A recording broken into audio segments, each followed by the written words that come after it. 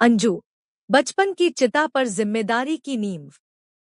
गांव की वो कच्ची पगडंडियां और मिट्टी की महक से महकता हमारा वो बड़ा सा घर आज भी याद आता है तो आंखों में धुंध छा जाती है।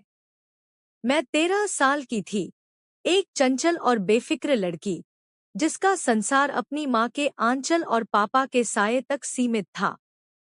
लेकिन किसे पता था कि 14वें साल की दहलीज पर कदम रखते ही मेरी तकदीर में खुशियों की जगह सिसकियां लिख दी जाएंगी।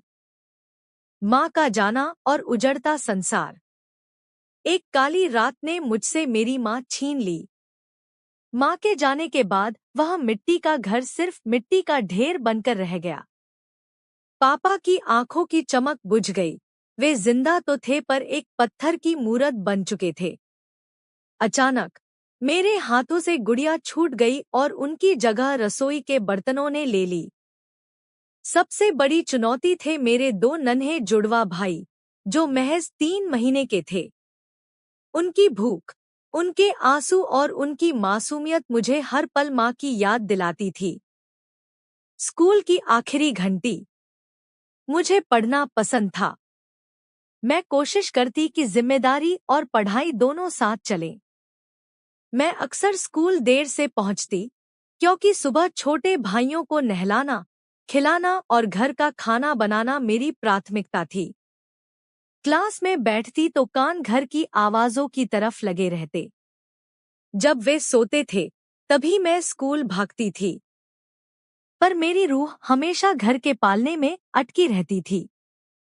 आखिरकार एक दिन मैंने अपनी किताबों को बस्ते में बंद करके हमेशा के लिए रख दिया। वह दिन मेरे सपनों की मौत का दिन था। मैंने स्कूल छोड़ दिया क्योंकि उन 2 मासूमों को माँ की ममता और देखभाल की जरूरत थी, जिसे मेरे अलावा कोई और नहीं दे सकता था।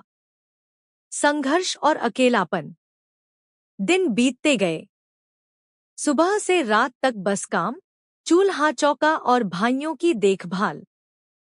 मेरी हथेलियां जो कभी कलम पकड़ती थीं, अब काम करते करते सख्त हो गई थी। गांव की लड़कियां जब सज-धज कर मेलों में जाती, मैं घर की मुंडेर पर बैठी खाली आसमान को ताकती रहती। पापा की चुप्पी और भाइयों की जरूरतों के बीच मेरा अपना स्वयं कहीं खो गया था। मैंने अपनी जवानी, अपनी इच्छाएं और अपने अरमान, सब कुछ उन 2 भाइयों के भविष्य के लिए कुर्बान कर दिए। एक नई किरण, रिंकू। इसी तन्हाई और दुखों के सफर के बीच मेरी जिंदगी में रिंकू आया।